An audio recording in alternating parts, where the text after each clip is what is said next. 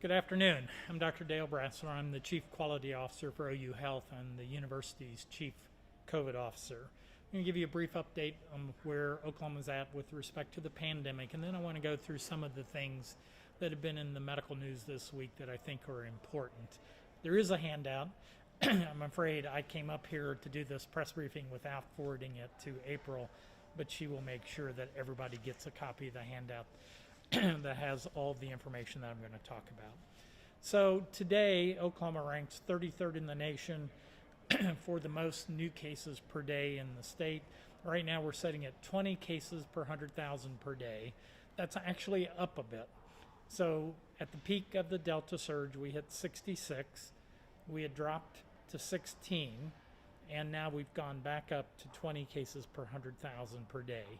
And if you look at the national map that I provided, I think you can see that there are large outbreaks of COVID-19 just to our west and north. So states like New Mexico, Colorado, Kansas, and it appears that we're starting to see perhaps some of that wave of most likely Delta variant that's rolling into northwest Oklahoma. So I think we have to be very cautious at this point. There were 717 new cases reported today. The 7-day rolling average now is back up. It's up to 841 new cases per day on average. We had dropped to 561 about a week ago. So cases are definitely still going up at this point. 18 additional deaths were reported in Oklahoma today. And I'm going to come back to the mortality from COVID-19 in just a moment because, again, I just don't think people take this disease seriously enough.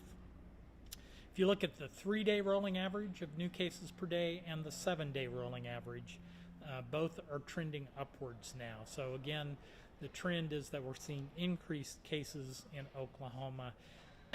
We'd been on a nice decline, but they've started to go back up. As of this morning, the State Health Department reported the 3-day average of 414 people in the hospital with COVID-19, 1/3 of whom were in the intensive care unit. And then finally, just updating where we're at in the pandemic, the CDC's community transmission map shows that most of the state remains red. There are a few counties that have dropped into the substantial category of community transmission, and only 2 counties in the state that now have dropped into the moderate rates of transmission.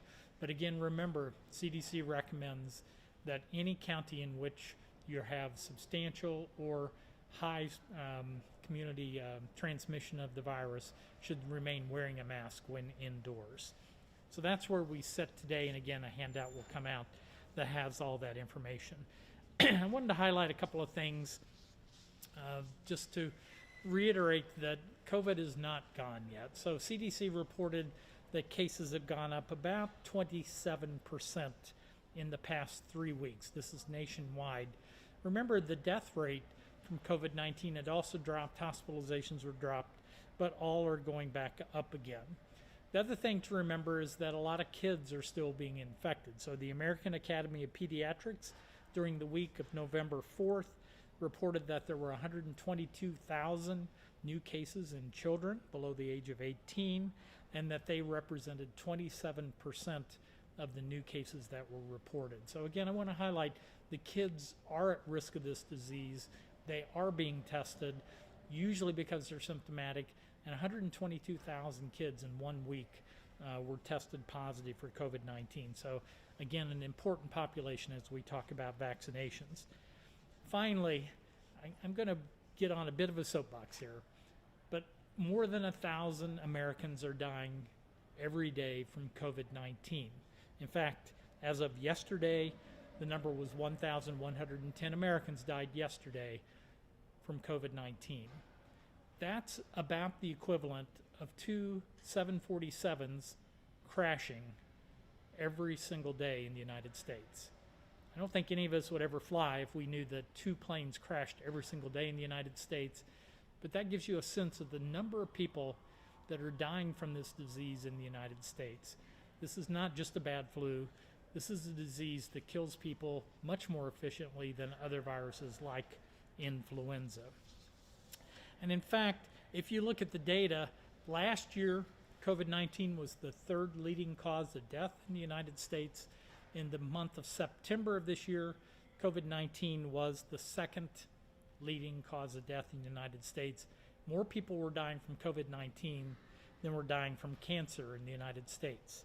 So again, I think sometimes it's easy to trivialize this disease. Too many people do so, but all of us in healthcare that have seen the impact of this disease know that many people are suffering from this disease.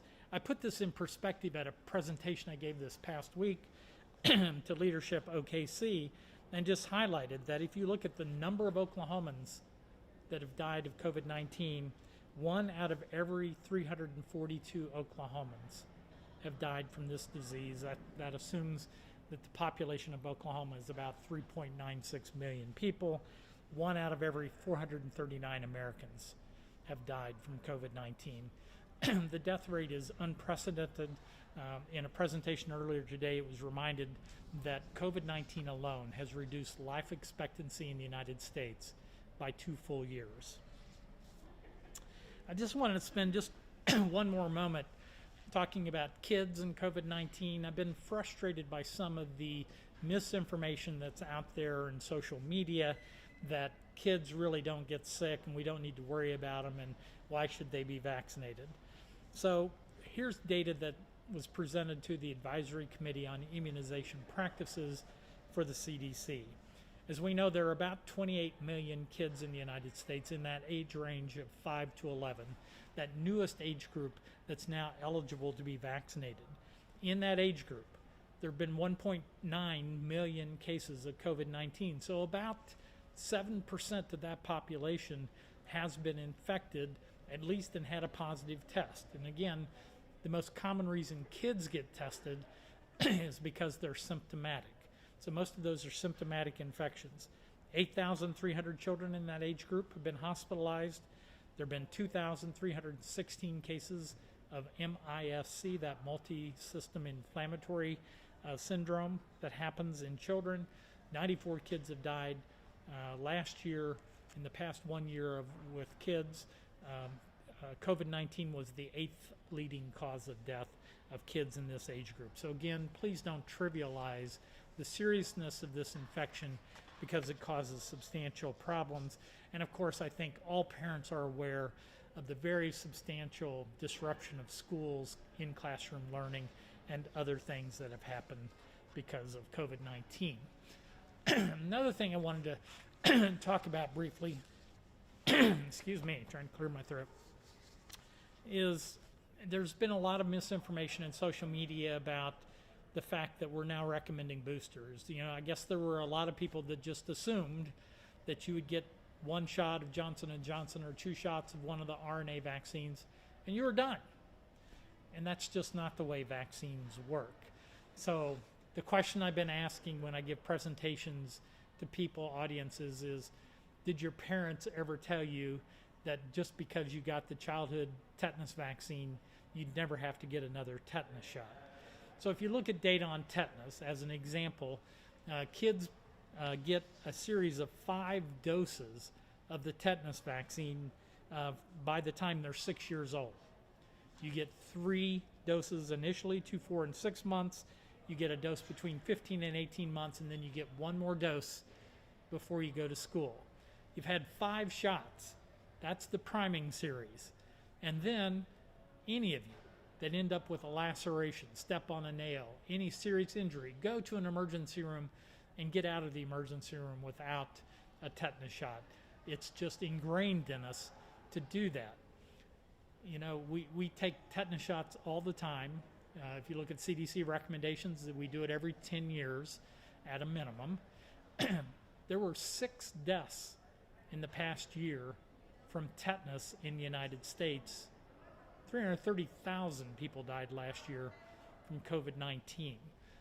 We've just lost perspective on the importance of vaccination as a tool to reduce the risk of death from infectious diseases. It's just very, very important. So again, I think it's important that people understand that with many, many vaccines, that's how the immune system works. You take a priming series, first couple of doses, primes your immune system, and then it has to be boosted, which we now know dramatically increases antibody levels, and your T cell response, which gives you long-term immunity. And in fact, there have been multiple studies now that have clearly shown that after that initial 2 doses of an RNA vaccine for COVID-19, that it will cause you to get a good antibody response, but it does taper off over time. And at some point, the risk of symptomatic infection and some of the complications of COVID-19 start to go up, and that's why there's this broad sense that we will likely need boosters. Nobody knows how often. The 3rd dose, the booster dose, may be enough for some people. We just don't know yet. And I think most of you have heard the news that this week Pfizer will be pushing the FDA to approve universal boosters for anybody who got the Pfizer vaccine, that you get, that booster dose 6 months after the 2nd dose. Some states are already doing that. Again, as a person who's read much of the literature on these vaccines and have studied the antibody levels, I believe it will be a universal recommendation eventually that the basic series for COVID will be to get your initial doses and then to get a booster. But I can't tell you whether you'll need boosters in the future. There have been a couple of other papers I found interesting. One that we've talked about before is patients with cancer. Now, we already know that patients who have severe underlying immune suppression, like organ transplants, 2 doses of the RNA vaccines or a single dose of the Johnson & Johnson vaccine simply isn't enough. A lot of those people do not get protected, and so we give them a 3rd dose. We don't call it a booster. We give them a 3rd dose of the RNA vaccine. So they get dose 1 and 2, and then 28 days later they get a 3rd dose to try to boost their immune system to give them better protection. But there was a very large study that was just published that you'll receive in the handout that focused on cancer patients, just cancer patients in general. And they found that patients who are on chemotherapy, patients who are on corticosteroids, drugs like prednisone or dexamethasone, patients who are on any immune modulating therapy did not get as good of an antibody response as other patients who may have had cancer but actually weren't on any of those other treatments. And so we know that being treated for cancer increases your risk for COVID, and it also reduces your response to the vaccines. Again, a strong reason to recommend a booster in patients with underlying severe illness. I'm going to end my comments talking about a couple of things. One is influenza. It is flu season. Several articles caught my attention this week about this massive outbreak of flu that happened at the University of Michigan. They had 528 students test positive for influenza. Such a big outbreak that the CDC is going in to investigate it. They did find that 77% of the people who got the flu were unvaccinated. And so again, a push to get people vaccinated, which will help reduce the risk. Remember, even with the flu, just like the COVID vaccines, people who get the flu shot sometimes get the flu. We've known that forever.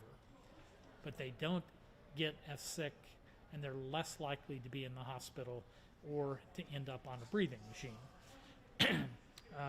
A number of different data sets have shown that influenza has been increasing. Oklahoma is ranked 4th right now in the nation on the Walgreen flu index that they have. Oklahoma was ranked number 4. But I pulled data from the Oklahoma State Health Department right now and the CDC. Oklahoma has relatively low influenza rates in Oklahoma right now. I think we've had about 49 confirmed cases in the state. Just a few people that have ended up in the hospital so far. The good news, we haven't seen a huge outbreak in Oklahoma yet, but it is flu season, and we're already seeing more cases this year than we did all of last year. And I think that's because we've let our guard down on social distancing, wearing masks, hand hygiene, the other things that are known to slow the spread of influenza. My last comment is one that I also made at Leadership OKC this past week, and that is what could go wrong going forward. All of us want COVID to go away. But remember how Delta came in, how good things were in the first week of June. When we thought COVID might be gone from Oklahoma, and then Delta variant came into the state and caused numerous hospitalizations, cases, deaths in our state. The same thing could happen in other countries. So in that talk I gave, I highlighted that in the continent of Africa, only 4.4% of the population is vaccinated, which means that there can be unmitigated continued spread of COVID-19, which increases the risk for development of new variants. So could we see an African variant come into the United States in some point in the future? And it's why I keep saying that we have an obligation as a country to help other countries of the world get vaccinated to slow the spread and to prevent new variants. But the other one was the interesting news that I know many people have heard about, and that is one of the things I teach students in public health, particularly in our introduction to public health course on the Norman campus, is that it's very difficult to eradicate any disease that has animal vectors. In other words, the virus, if it can live in animals, it's almost impossible to eradicate a disease. And we know now that white-tailed deer are infected with the COVID virus. It's been identified in Oklahoma, where the first studies came out of Iowa. Up to 90% of the white-tailed deer tested positive for COVID-19. And so it's one of the reasons that there are some recommendations now that if you're a deer hunter, particularly in that time frame when you're cleaning the deer or doing, working with the meat and other things, that you consider wearing a mask and gloves to protect yourself from COVID-19. We know now that we do definitely have animal vectors, and what I'm concerned about in deer being infected is, could we get a variant that occurs in that population, since we don't vaccinate deer at this point.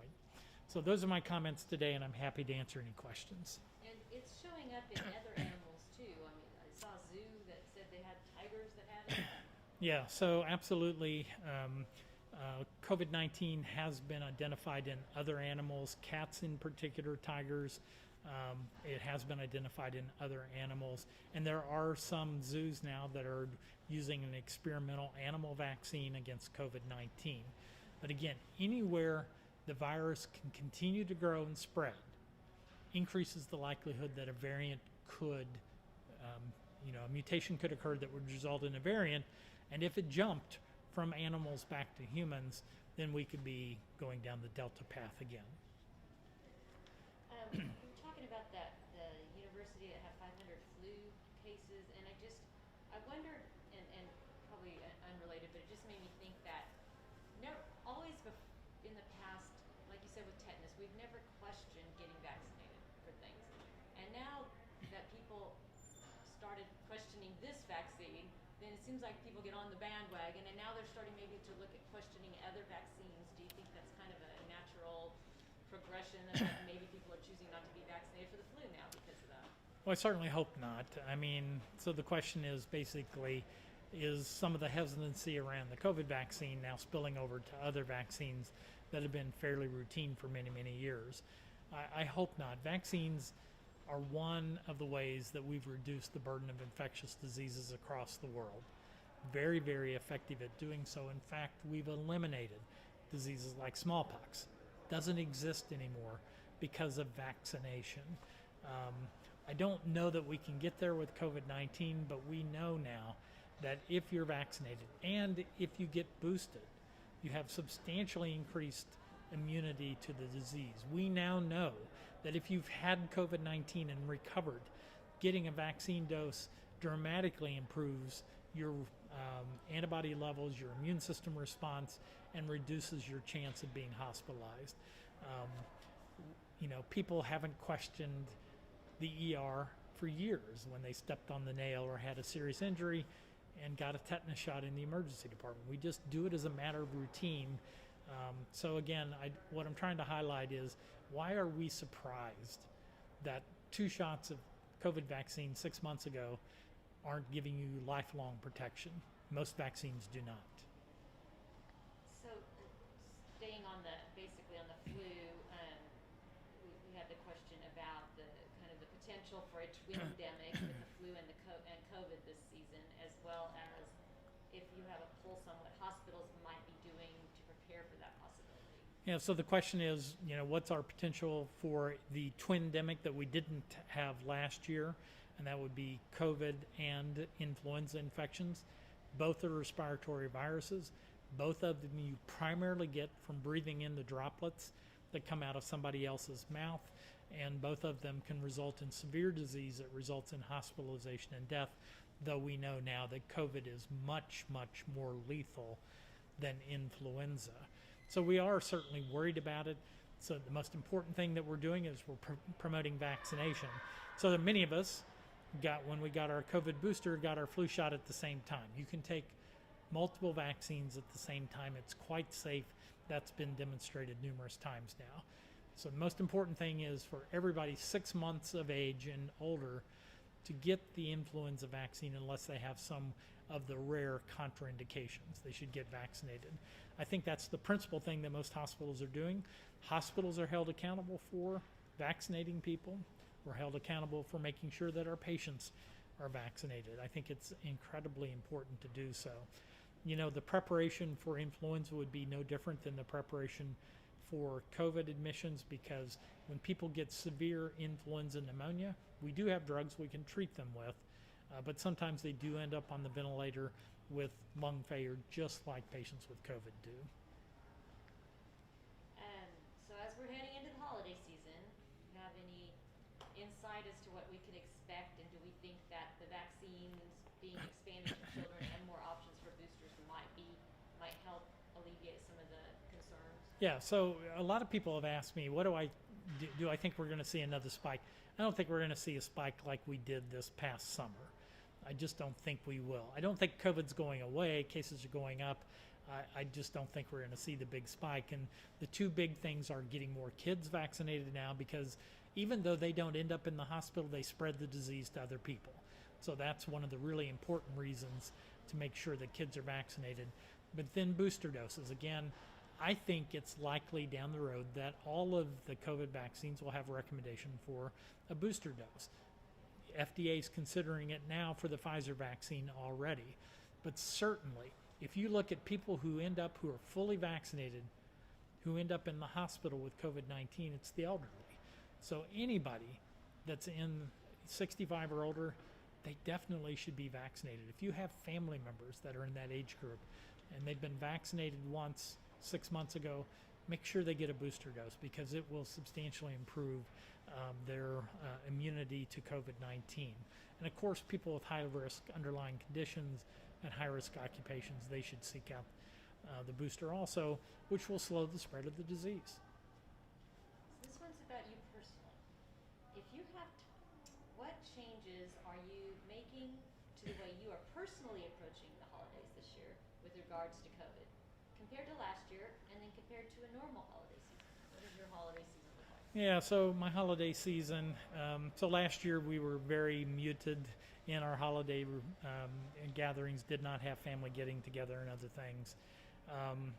This year, I'm still pretty religious about wearing a mask anytime I go out into any public setting, particularly an indoor setting where I don't know the people who are around me. I don't know who's infected. I don't know who may be immunosuppressed that's around me, that if I happen to be infected, that I might be able to give somebody the disease.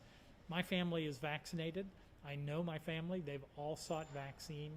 Some have already gotten boosters. And so we feel pretty comfortable when we're in our small family group, because we know we're a vaccinated group of people, that the risk of spreading COVID-19 is very, very low in that setting. So that's the primary thing, facilitating, making sure everybody in the family has been vaccinated, small gatherings, and then avoiding big gatherings with people you don't know, particularly indoor settings. I'm still pretty religious about wearing my mask in the indoor settings. And I'm fully vaccinated and boosted. That's all we have. Anything you want to end with? I don't have anything else.